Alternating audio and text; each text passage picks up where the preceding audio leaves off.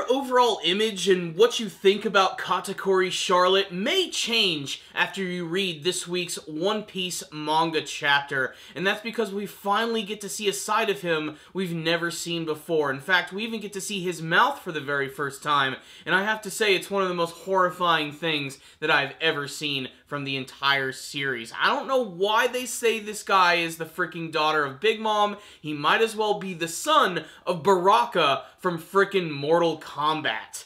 This was an awesome chapter of One Piece, which thankfully had a lot more focus than the last couple weeks. It was basically all just continuing the battle between Luffy and Katakuri, and it's still really freaking awesome. The first half of the chapter is Katakuri just completely raining all sorts of hell down on Luffy with his mochi mochi abilities, quite literally drowning him in this stuff and having all of the ceiling transform into mochi, which just completely engulfs his entire body, which presumably is not only going to make Luffy suffocate, but the intense heat of the mochi is actually going to burn him alive.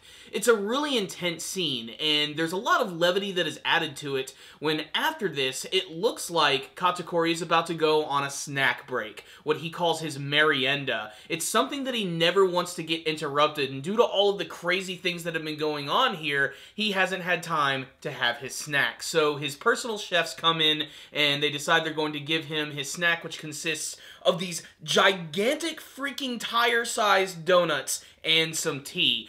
And Katakuri is one of those guys who doesn't like to be seen eating. He likes to eat in peace, and he goes to his shrine, which is basically like this Japanese shrine made out of his mochi abilities, and he goes inside, and we don't see what's going on. He never likes to be looked at when he is eating, and we're going to learn why in this chapter. So, Luffy just explodes out of the mochi because he's been eating it, and I love that he comments on the fact that he can't beat any of these guys without at least eating something, and I never thought that I would heard Luffy actually, like, complain about eating something, considering he has such an insatiable appetite, but it's a really funny scene. You can really tell that he's just completely fed up with all of this crap. He's just ready to end it right here, and he immediately jumps out of the mochi, starts running, immediately gets skinny again, and then uses a massive elephant gun to smash right through Katakuri's freaking shrine. And this is the big reveal of the chapter. We get to see that Katakuri's face is not like a normal human's. He has these stitches which are going down his face, almost as if it looked like originally when he was younger at some point in his life, his jaw had been forcibly ripped open, and he's sitting there on his back, lying down and enjoying the food, talking about it out loud, being slovenly, and just enjoying every single thing about it. Basically, the exact opposite personality that we've seen from Katakuri from the rest of the series. And when you first get that glimpse of his face and his giant elongated mouth, it's freaking terrifying. He has these very sharp teeth, which are similar to a fishman's, but even more disturbing in how incredibly large and just freaky looking they are. He looks terrifying with his actual freaking mouth. He looks like a freaking monster. He doesn't even look human. And basically, this pisses him off, to the point where he finally decides to start fighting back against Luffy. And Luffy is even able to use Gear 4th during this scene, which is really fantastic, but it is interesting how Katakuri is able to use some form of armament hockey that we've never seen before, where he's able to mold his hands and arms into a much more blocky form, which is supposedly more powerful.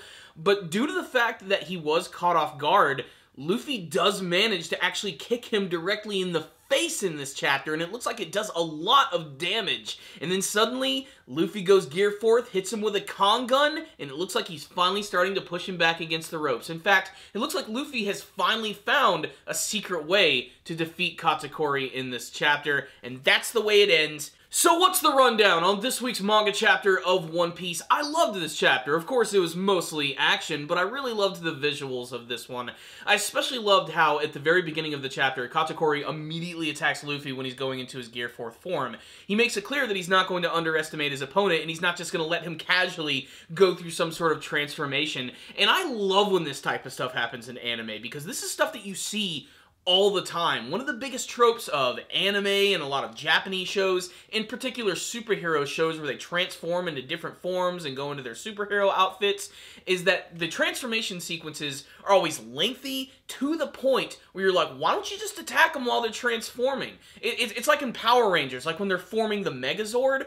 Why don't you just start attacking them when they're actually transforming into the giant freaking robot? That way you don't have to worry about getting killed by said giant freaking robot. And that's what Katakuri does in this chapter. He doesn't allow him to go gear forth initially and just drowns him in all of the mochi. Also, I think it's funny that Luffy does not like the mochi. This is either because A, he literally just does not like the stuff, or B, he is so sick of fighting Katakuri and everything that he's been doing to him that he just can't stand to look at mochi any longer. That and the fact that he's completely fed up with the fact that he's just been constantly having to basically eat his opponents to death. It's a really funny concept, and it actually makes sense within the confines of Whole Cake Island, where everything is made out of candy and sweets and everything. Also, I never imagined Katakuri with his incredible physique would be the one to be eating nothing but a lot of sugary crap, but hey, he can pound those donuts down with his massive, disturbing 1999 mummy mouth, if you know what I mean by that. It's amazing that his mouth can actually elongate like that, but again, it makes sense. Like Luffy, he can stretch his body, he's a mochi man. It's just a really weird visual of, after seeing all of this buildup of him, a character who never ever lies down, a character who looks on the ground, the next big scene of him is just him casually lying on his back, shoving donuts into his massive maw. It's a really funny image, and it paints him as a completely different villain than what I saw before.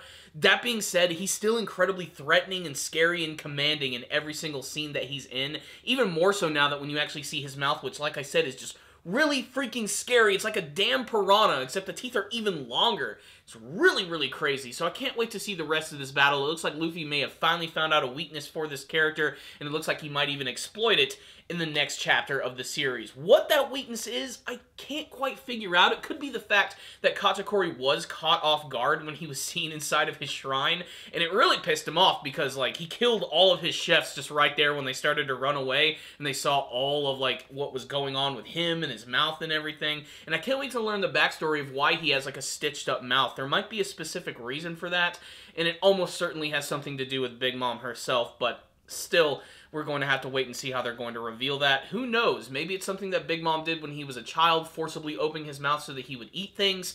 It's really weird. Maybe he was a picky eater, and that's the only way they could get him to eat his stuff.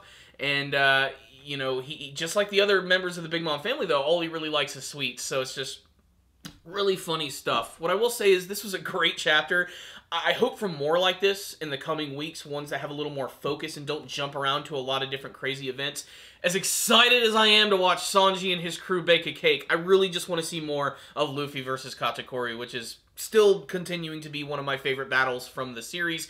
And what's funny is it hasn't even really gotten started yet. I would say this is sort of like the real beginning of their true battle, now that we've really seen what Katakuri is truly like in his spare time. So, great chapter, fantastic artwork, especially with all of the reveals of Katakuri and his elongated mouth and the creepy teeth, and even that scene where Luffy is just kicking him right in the face, followed by a Kong gun with his gear forth.